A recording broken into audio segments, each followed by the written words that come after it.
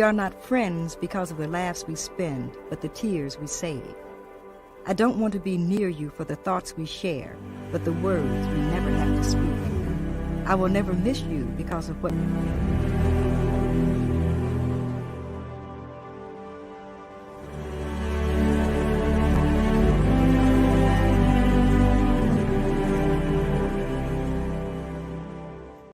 What does friendship mean to you?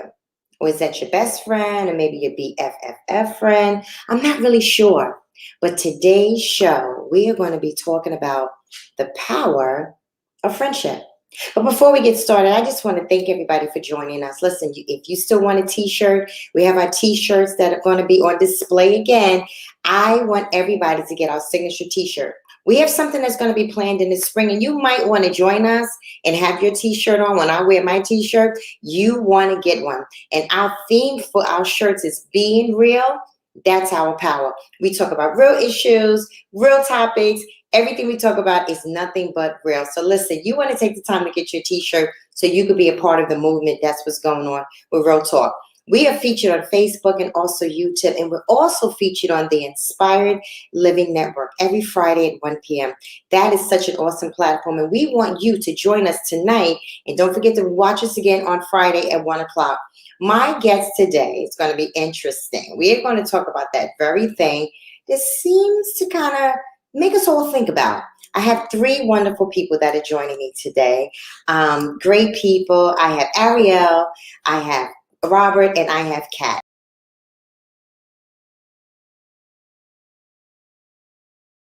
Oftentimes in relationships, to your point, a lot of us or whoever have those mechanisms of different things in our past, our hurts, right? And we take all that, we bring it into a relationship. That's why I wanted to ask you, but why did you feel that way? And I'm so glad you explained that, because it shed so much light on somebody that's listening. Might go, wait a minute.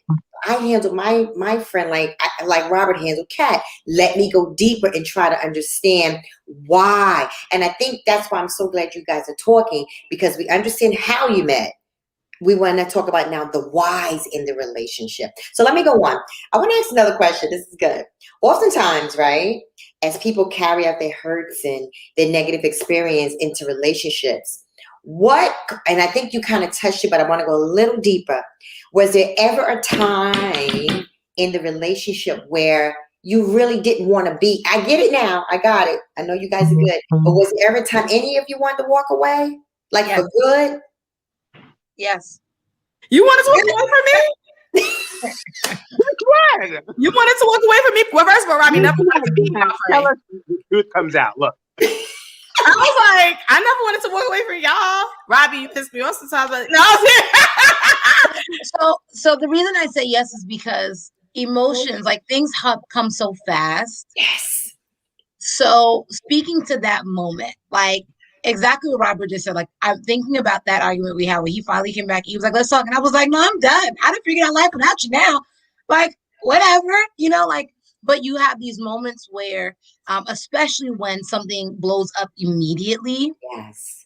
Where, you start creating stories in your mind. You start you run through this entire, timeline of what life needs to look like now. And, or honestly, even in full transparency with both Robert and Ariel, anytime where I have felt like I've had low self-esteem and I feel like they're winning, and you feel like, oh my goodness, I'm going to drag them down. Like there's so many times I can remember creating stories in my mind.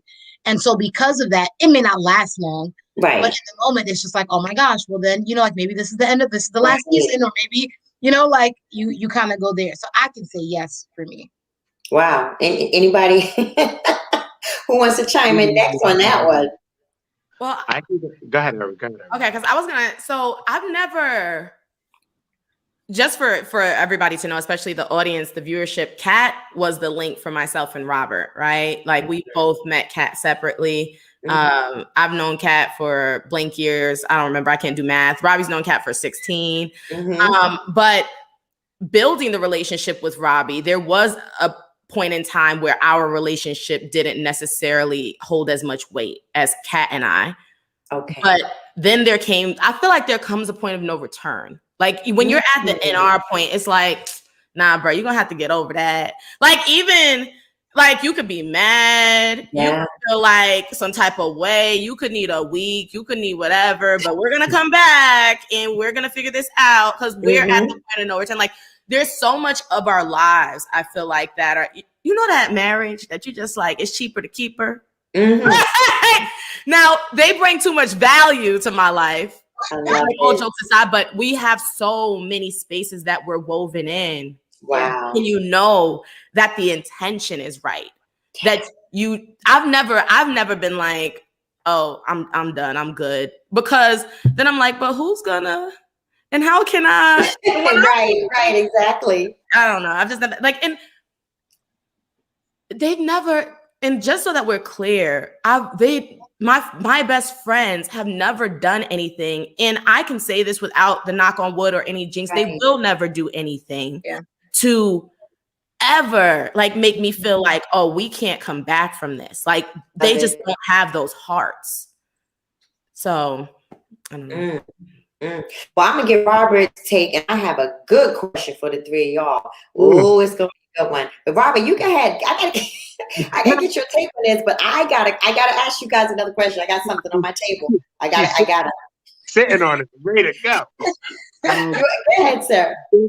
I can't recall there being a time that I felt like the relationship was over or I wanted to be out, or it always seemed worth fighting for. There's so many points. There's always way more good than there was bad in a relationship. Even if there are disagreements, even though I may be the most difficult out of the relationship, I'll take my seat, my crown. Right. I feel like there's too much value that we bring to the table, that we are such a force when we're together, that to me, it's not, there's no point in going back. Like, as you said, there's like the point of no return. That's exactly right. We've made it this far. Well, we can, let's see through it now. Right. Okay, now the three of you, powerful. And I gotta throw the three of you a challenge, because you laid us a beautiful foundation to friendship, and you're not natural family. Do you bring to the table in your families the love, the value, the accountability, all the different attributes that the three of you mentioned in different ways? Do you bring it to your family the way you bring it to your friendship? Ain't nobody going first. Look. I go first. Go ahead. Yeah. Go ahead, Robert. 100% yes. And it's because of these two beautiful, incredible individuals that I've been able to have the fortitude and the accountability to bring to my family. What we created with each other. I mean, we used to get on a call every single morning at like 6 o'clock. These ladies would call me at 6 o'clock and be like, all right, what are we doing today? What are the goals? What are we doing? And I'm like, really? The sun is not even out yet. How are we doing? Like, and that to me prepared me to step into my family, being the youngest, step into my family and hold them accountable and have the uncomfortable conversation. I mean, we have family meetings and I'm the only one who calls all right, we're having a family meeting. They're like, here we go. We're talking about our feelings. I'm like, yes, we have to talk about this. We're gonna talk about it. It only happened because of the relationship I have with these two. That's good. That's good. What about you ladies? So I'll say 100% yes, like Robert. And in full, I think that all of our families would agree. Okay. Which to me, like it's different if I'm like, yeah, of course we do. My family's like, she bugging, right? But I genuinely do believe that all of our family members would say that we've been able to bring light into our homes and into our families. And I agree with Robert. It's definitely because of the accountability, the relationship that we have, but also you think about the strength and the encouragement that you need. True friendship builds you up. Like when you don't have true friends, how are you getting poured into? Like, I don't know any other way outside of faith. And so that's what this friendship has done. It's given me the strength to be able to go back to my family. You don't choose your family, but because I have them, they've given me the strength to be able to go back and say, okay, let's have the hard conversations, right? Like, So yeah, I agree wholeheartedly. That's powerful. What about you, Gabrielle?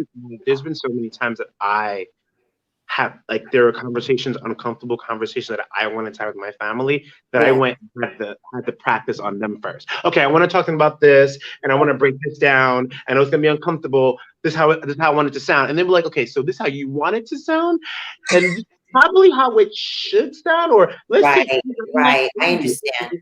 right, and then coming back to the family and being like, okay, so yeah, That's good. That's excellent. Go ahead, Ariel. So, I'm so grateful for that question. And I said, ooh, because it is such a reality check for me. And that's something I struggle with so much. So yes, I am who I am, and I show up in spaces as Ariel, Ari, little girl for my family, right? Like, and I talked to Kat and Robbie about this. I said, is there a cultural difference even? Because I am African American. Yes. Kat and Robbie are Haitian American. Okay. And my mother, I have two families. The one that I have biologically and the family my mother created. And I'm grateful my mother created a family unit for me because I'm able to do that in that space somewhat. When it comes to my biological family, when I tell you just systems that America has, we fall into it on so many levels. And when it comes to toxic relationships or how much do you allow family into that space, who can be around your children, who can't, like, we've faced all of that. And, not to put a damper on this space. Yeah, but that's just something that I've always had a hard time with, because I have cousins that I don't speak to. I have uncles that I won't communicate with. I have aunts that will not be invited to certain functions. And it's not that I don't love them. It's just that they can't show up into this space because of where they are in life. And so that's like the biological side. Then on the side that my mother made for me, I'm talking about 40 years of friendship that I was born into. So they are my cousins. Like, they are my aunts. Right. We didn't know life without each other. That family, we're able to create that space and that accountability. And yes, I get angry and I stomp my feet. I throw temper tantrums sometimes with Kat and Robbie. And then I go back into the space. I'm like, well, this is what I want to do. because we get to have that. But yeah, I actually have such a hard time dealing with that. Wow.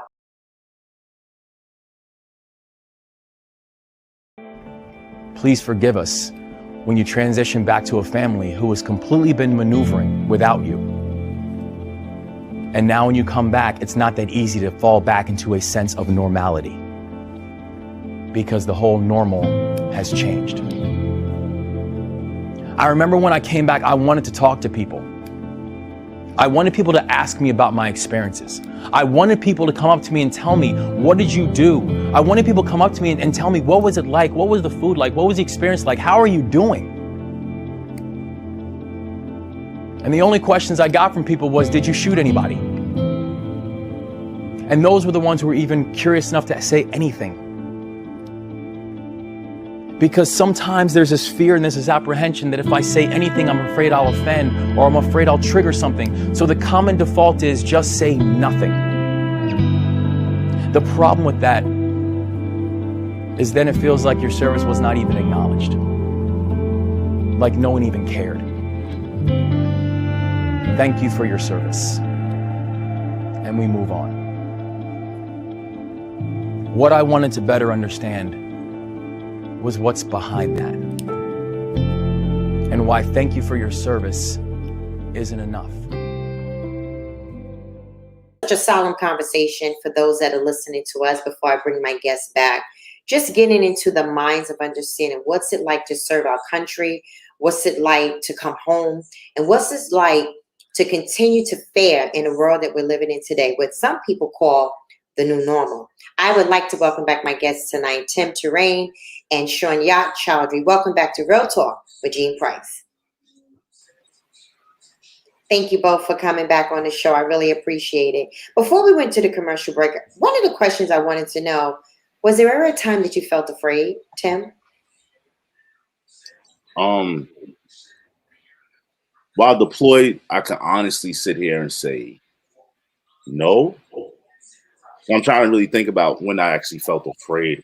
You don't feel afraid when you're expecting something, right? If you know that somebody, the boogeyman is around the corner, you kind of know that that kid's going to jump out and go, ah.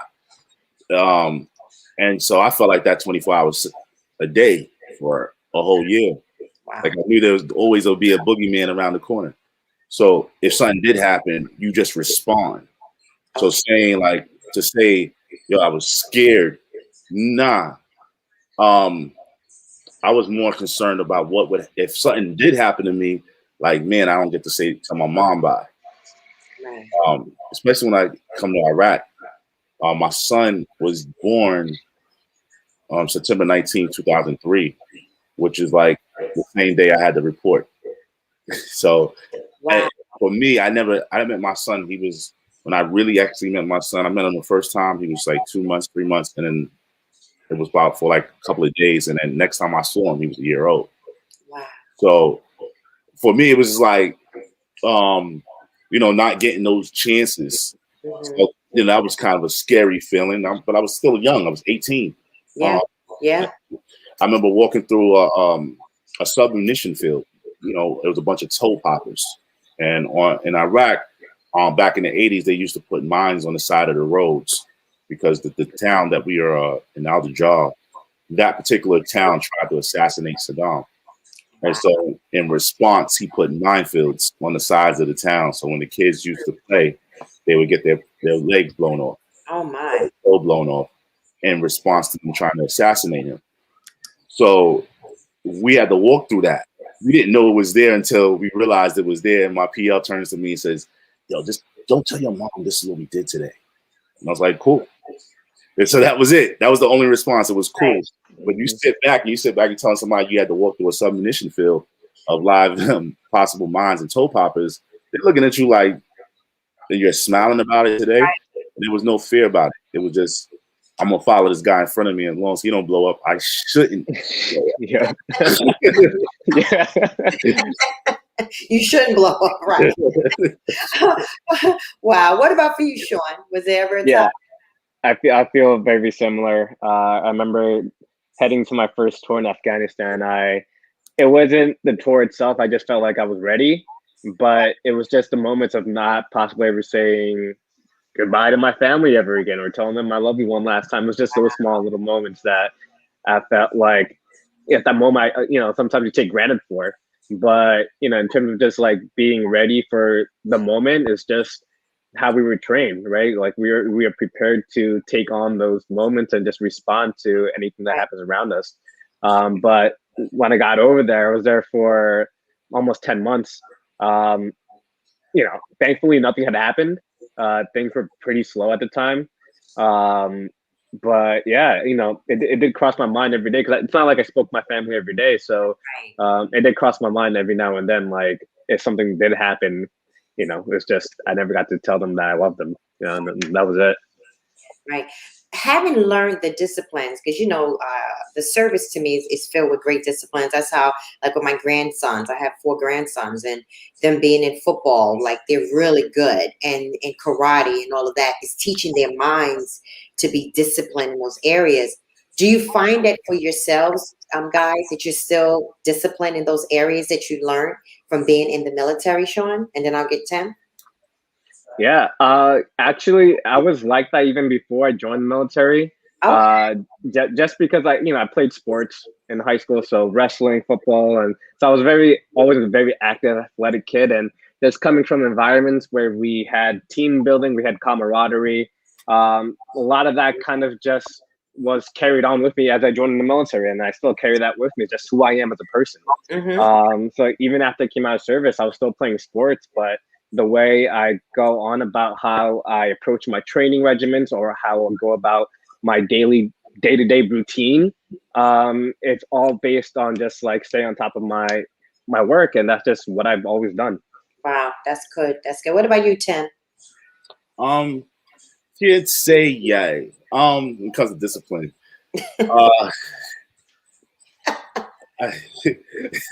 When I joined because even though I had a great mom. I mean, I have a great mom, right? So she was disciplined. I'm like, yeah, I played sports. I played on JV, varsity. I was in karate school. After the service, though, it was a little different for me because I've had to still overcome different things. That I'm still who I am, regardless of the service. I was still Tim. Yes. And for me, my first assignment was we went from Indian Point to deployment. So I also deployed early on in my military career. So we didn't have that. Once you're deployed, the structure of discipline kind of changes from when you're Conus and rather you're Oconus. So, for example, the odds of someone coming to me and saying, "Make sure you shave in the morning." Right. I mean, he still did it. My platoon sergeant was still a guy. That doesn't say I didn't forget, but so he would be on top of us about shaving. But the odds of someone really doing that is nowhere near to what would happen if I was in the States without being shaved. Yes. So I've got this attitude of real, like, it wasn't laziness. It was more or less, I pay attention to what needs to be done to complete this mission. I'm not focused on all the extras. I can care less about the extras. Okay. The extras is just, it's a distraction for me. So I'm not going to really approach it. So now that might be communicated as, oh, I might be apathetic to what I do, whatever the case is. Yes. And that's not the case. Is it going to make this, if me doing that going to make this easier or harder, right? Is me shaving going to help me shoot better? Right. I'll argue probably not.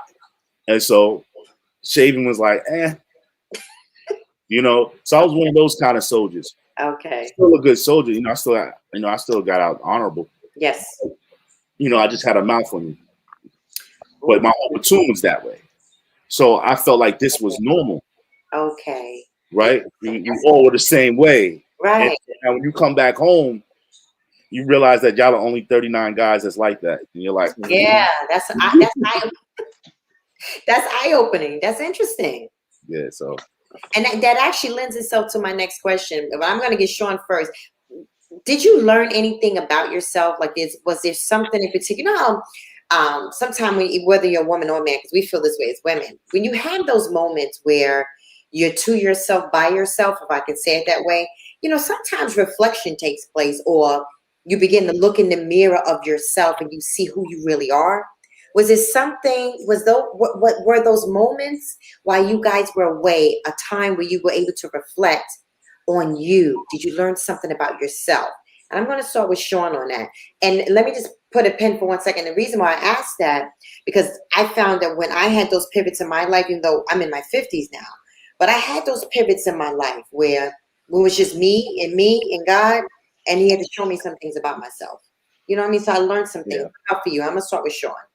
Yeah. I think it was at a point in my career, I think like 2-3 years in, that when I realized that it's something I didn't want to do for the rest of my life, what I found out about myself was that I am more than the person you see in a uniform.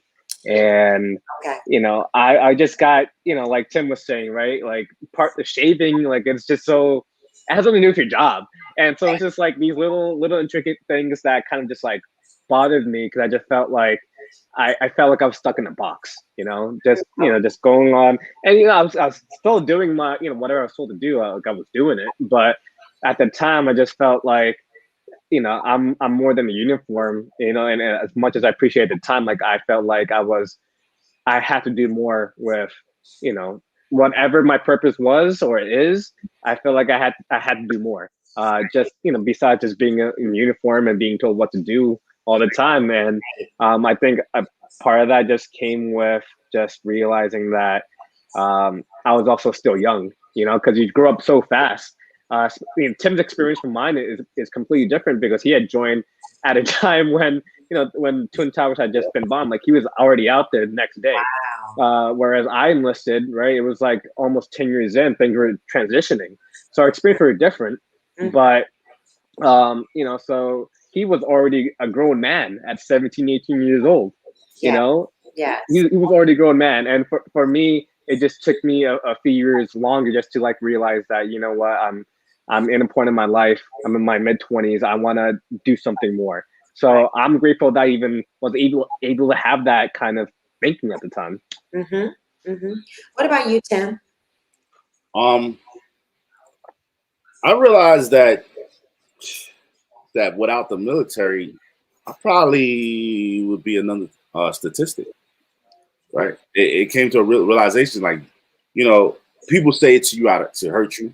A lot of times they're like, oh, you got us the military, Tim. You ain't do nothing else with your life. Boom, boom, boom. Wow. Now, regardless, I've done this for 13 years and I made staff sergeant, right? If I show you my 201 file, it's pretty strong.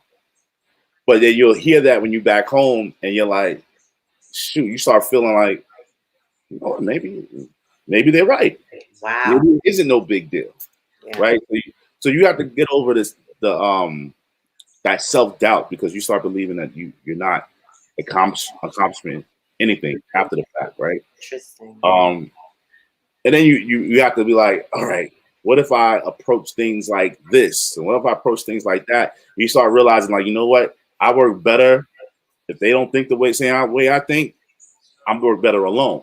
So I started going to jobs that, you know, allow you to work alone, but then you had to really adjust. I'm like, you know, I was in the elevator union. I was in local 3, and I went right back to work, right? I come back from Afghanistan, right to work a week later.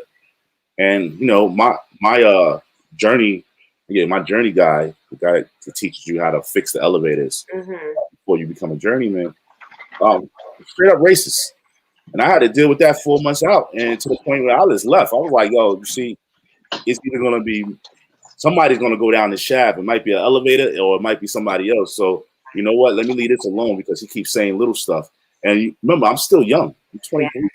At this time, I'm like 23, 24 years old. Right. Maybe 25. So I'm still young. But my thinking is like, yo, how can he be like this openly racist and get away with it? Right. And if I touch him, I'm the one that's going to get in trouble. In my mind, I know, I'm like, and I can't touch him the way I want to touch him. So I left, because I don't want to complain either. I have this mentality, which a lot of guys in the service have, which is suck it up and drive on, right? So you accept a lot of things that most people be like, oh my gosh, he did that, and you didn't say anything? Right. And I'm learning that now, and I'm in my late 30s now. I'm now learning that and understanding that you can speak up about these things. But it's years after so many people have done certain things that raises eyebrows. So you start learning that, you know, you got to come into your own even after the fact. I don't think the military will show you who you are. I think it's like years after. They're like, you know what? That's why I love the military. That's why I like serving, because, you know, they got it and they get me. And you're not weird because these guys don't get you, right? These are grown men too. They just didn't serve. Right. And these are the guys that watched the same plane and the same towers that fell and chose, I'm going to still stay home. These are the guys that said, oh, it's not my war. You know what I'm saying? And I can't really relate to them. You know, oh, you're going to fight that person's war while they're protesting. Like, you're protesting for the government to help you out more, yet you're mad at me because I fought a war. It's a balance for me. It's like, I feel like, what do you really call yourself? Like, how am I not a man because I don't put up with certain stuff? Which a lot of guys in the military, they're going to speak up. We get flack for it. Before this COVID-19 began, I was a biomedical designer, and 2 weeks ago today I was let go of my position. My name is Adrian Trujillo. I am from Seattle, Washington. It sucks to lose a job. You know, I have bills and stuff, so that was a concern. Of course, that was immediate. My God, I don't have a job. 5 years in the hospitality industry, so hotels, an event planner. So when all this mess went down, like late March, we were furloughed. Credit card payments, loan payments are all late. You obviously amass many late fees with those. If this goes on for another month or two, I mean, how am I supposed to, really recover from that? I've never experienced anything like this. I lived through 9/11 within the hotel industry, and we did pretty well recovering, but I'm very nervous about this one.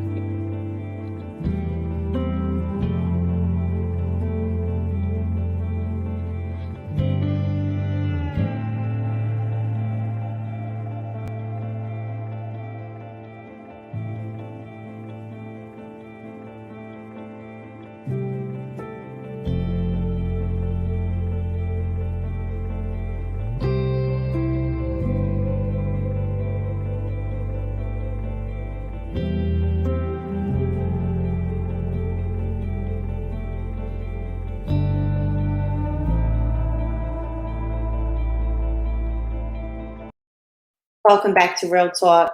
I'm so glad you stayed, and you are going to hear the rest of our conversation. This has been a great conversation talking about financial, getting out of financial crises, understanding building wealth. And listen, those of you that are chiming in, I'm so glad you put just do it, because guess what?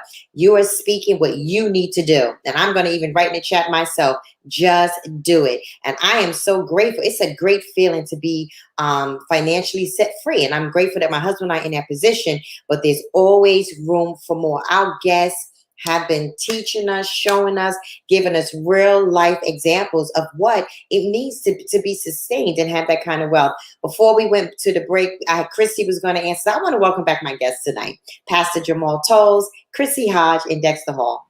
Welcome back. Absolutely. Welcome back. Before we went to the commercial break, Chrissy, I wanted to get your take on what we were talking about, that self-discipline. Tell me about how you've been able to do it. Right. So I believe beforehand you were asking, like, as opposed to investing financially, what is it that you are investing in to make sure that you're on, right? Okay. Yes. So for me, I would honestly say even coming into this space, before I could even identify being in this space, I had to become more in tune and equipped and really understanding about the things that God says about me and how I'm supposed to navigate in this space, right? So maybe some of us more familiar or than not with the Bible, but I would just believe that if God says, I'm the head and not the tail, I'm above and not beneath, I'm a lender and not a borrower, right? And I believe these things that he says about me, now is the opportunity to walk in it, right? And so your boldness and your authority as it relates to this industry doesn't necessarily have to come from you. It's already come from God and it's in you. So you're just walking in it. So for me, once I got that and that clicked for me, yes, that this is in me, right? And now I'm just walking in the steps that God's put in front of me. That has made this process a lot easier. Really just, identifying those things and being more comfortable in this space. Dexter talked about personal development, all key things, right? To keeping your mind right, keeping your body right. All of those things are in alignment, are going to help you in any space, but especially this one. That's powerful. If somebody wanted to get started in wealth building, now let's reverse the words a little bit. What recommendation, Dexter, would you give them? I only can speak for my space. Yes. That's what I'm versed in. So if they wanted to get started, I always tell people that I talk to, this is not a space of starting from the bottom. This is more of a start from like the middle. So if you don't have the capital to invest, but you are able to work or accumulate some kind of income and you're serious about it, start saving. Because we have a saying, you need money to make money. Like, unfortunately, money is not going to just appear out of thin air. There's some kind of work that needs to be done. So you just need to save a little capital. Fortunately, in our space, you don't need that much. You can start with a little as $50. So you don't need that much, but if you're serious, just save some money. Save some money up. That's excellent. Get you going. That's excellent. Pastor Jay, what do you think to that? If somebody's looking to get started in wealth building, what would you recommend them to do? Because you definitely have a success story. I would say similar to what Chrissy said, is finding out who your identity is, understanding who God has made you to be, for me, was key. And looking at the personal circumstances of your life, your relation to money, and before you can invest in the market, before you can invest in fixing your credit, you just have to understand your circumstances from a holistic standpoint. There's a regulation that came out recently called Reg 187, and that requires us as financial advisors on any level that if we are going to qualify someone to invest, they have to understand their financial picture. So you can't say to me, hey, Pastor Jay, hey, Jamal, I want to go ahead and open up this brokerage account, but you don't have the funds for it. And it's something as basic as starting a life insurance policy now. Okay. You got to have the money that's disposable for whatever this costs, so that every month when you make your investment, it's not going to be a rob Peter to pay Paul circumstance. Right. Okay. So just really having the understanding of what you can spend, what you can't spend, having a balanced budget, that's really the key to wealth building. Because for most Americans, they don't have a budget. They don't know where they're going. And if they had a $500 emergency, they would not be able to pay it. Right, right. Wow. Add to that, if I can just add a little bit to that, Please. I would also say it's so important to seek advice from people who are where you want to be, and are qualified in that space. A lot of times, what happens is we have this idea, right? We want to invest. We've seen something, right? We have the information available in front of us, but then we go ask our Uncle Paul, who's never invested in his life, who's never saved, doesn't have the resources that you want, what he thinks about investing. And he says, I wouldn't do it, right? And now you don't do it. Now you're stuck repeating the cycle that he had, right? Because you're trusting, someone who just may not have all of the information that you can have. So when you're getting started investing, a key, go-to is really going to someone who has the results that you want and or is qualified in that space to give you, the correct answers. That's excellent. Yes, you're absolutely correct. Dexter, do you feel in our Black community that investing carries a negative stigma? Oh, for sure. Oh, for sure. When we see, for some reason, when we see someone operating in the space and is being successful, it's not real. Oh, this is a scam. Wow. Oh, this is a pyramid scheme. Oh, I don't get it for the life of me. But that's something that always occurs. I run into that daily. Because like Chris and like Pastor Jay, we make it our business to not just keep this information to ourselves. And you would think people would be more open and susceptible to wanting to learn about it. Right. But immediately, oh, what? It's the what? Nah, that's a scam. Oh, nah, it's a pyramid scheme. Oh, no, that's not real. And it's very, very, very, very unfortunate. That's always their first go-to thought. Right. So how do you handle it then? When people feel like that, do you just move on to the next person who you're talking to? What's your takeaway with that? Well, for me, I'm all about educating. Okay. So I actually look forward to the no's and the negative thoughts. That revs me up, because now there's an opportunity for me to not only educate you, but hopefully you'll take this back and educate others. So I actually look forward to the no's more than I do the yeses. I'm looking forward to it. Wow. Okay. That's interesting. What about you, Pastor Jay, when you have to deal with that stigma in our communities? Because a lot of people are suffering in our communities, but all three of you are presenting something that can help. So how do you do? It's good stuff. So how do you deal with that? I tell people all the time, because the fear of investing is the scheme, is the pyramid scheme. The idea that you have to work until retirement and only have 10 to 15 years to enjoy all you've worked for your life, that's the pyramid scheme, trading time for money. We have always been taught that trading time for money is the key to success and wealth. But really, the opportunity comes in making the investment. The three of us have businesses that people can sign up for, enroll, and get educated while we're sleeping. And these businesses are self-maintained and sustaining while we deliver the information to you. So I think it's just the idea of no longer living in a world where you can't have the 9 to 5 if you choose, but still go to the option of becoming the investor and then allowing the investment to dictate how you live your life. I think that's really key. You don't want to trade time for money because you always lose. Mm-hmm.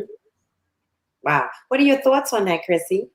I totally agree. Yeah. Absolutely with both. Yeah, both. And I know this space, we are, because we see the benefits, we've accomplished, the benefits that we're seeing, right?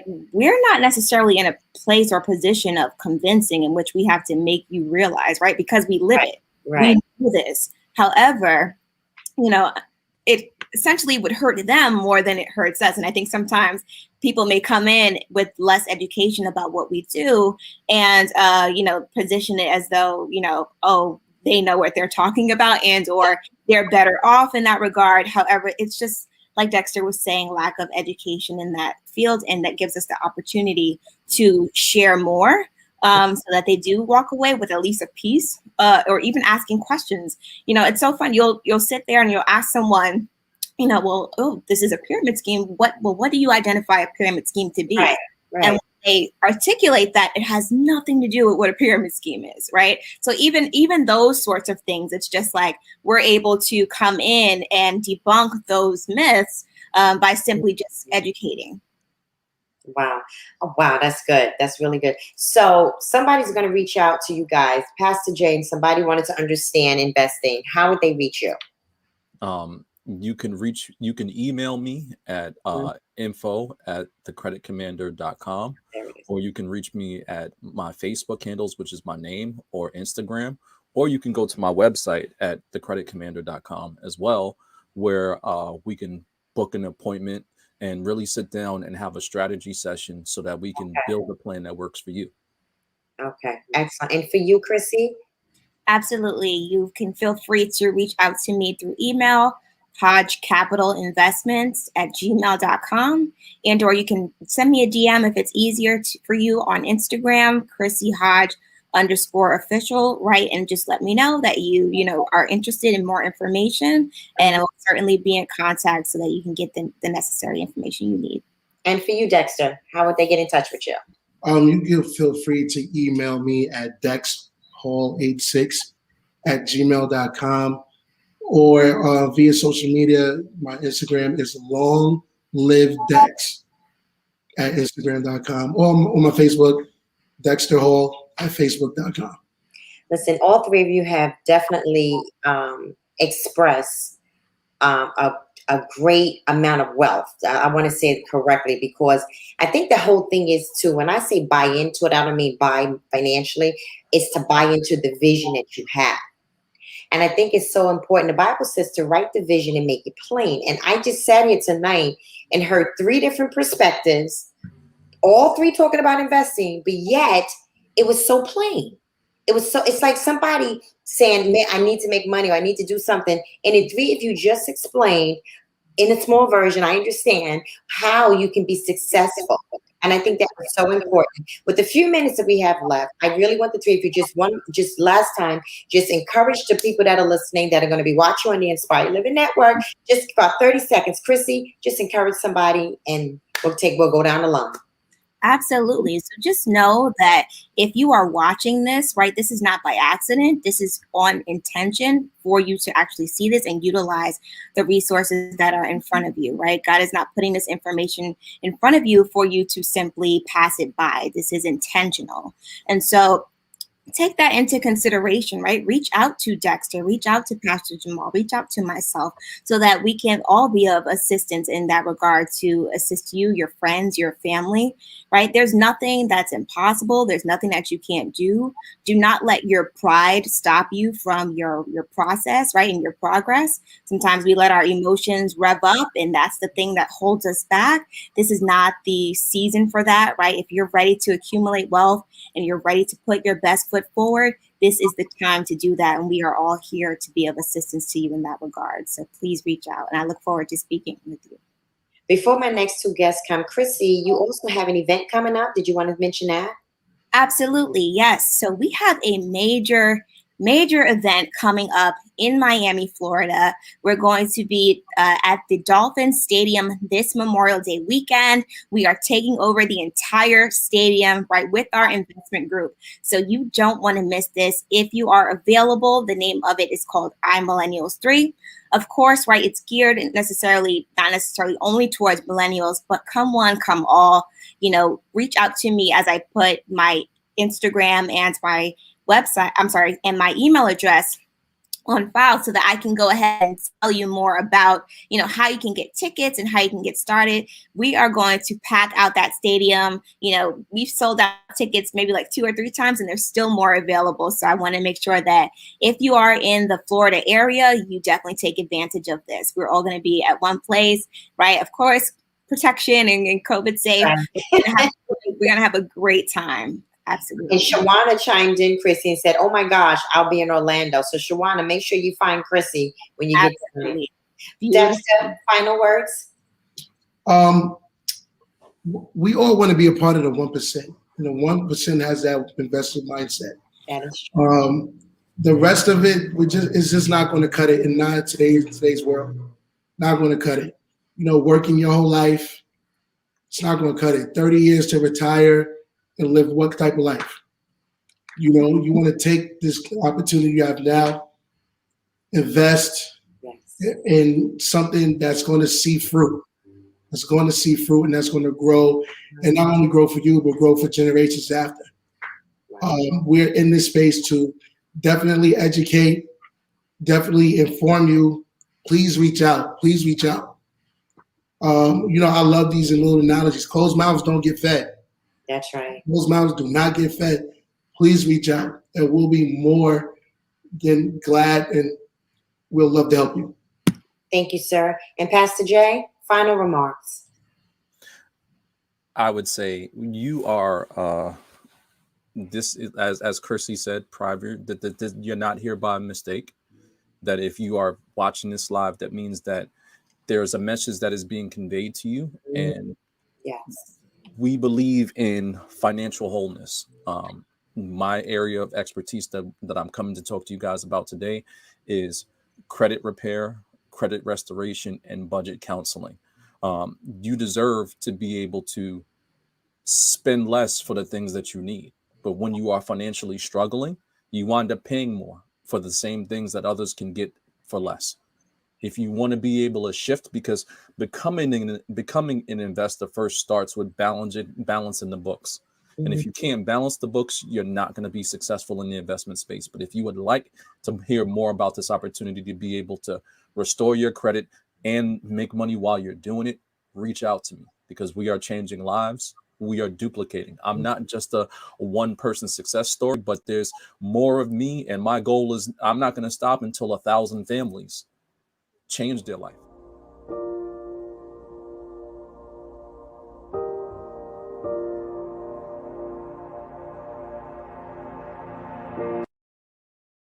When I grew up at the age of 6, my family broke up. I came from Detroit, the east side of Detroit. Came out here, the new life. Okay, there was a lot of atrocities that go on. I can go the long story. Everybody got theirs. Okay, I'm not trying to go into all of that. But the bottom line was my pops wasn't there. I would see men, they looked like my dad. I missed him. I would want to talk. He wasn't available. It's okay, cool. I grew up, very masculine kid. Okay, love girls, hit hard, like to play ball, like to play basketball, everything masculine. But the thing was the means of passage was missing. I didn't have one. My means of passage was how hard I could hit. My means of passage was how big was my knot in my pocket. My means of passage was how well could I hold my liquor. My means of passage were all of these negative influences because I was influenced by those who didn't have an influence themselves. Blind leading the blind. A bunch of kids out there trying to survive. So I can't take claim to being so smart and making all of the right decisions. I'm here because God allowed me to be here. All right. Okay, I got 3 beautiful children. Not having my dad, man, I got a firm fight to be a father. Didn't realize how difficult it was when mama was gone, until she was gone. Being a provider is a piece of cake compared to being a single parent. You don't have to be way up here, way down there. It's just the fact that you say, I love you, I'm watching you. Makes a world of difference, man.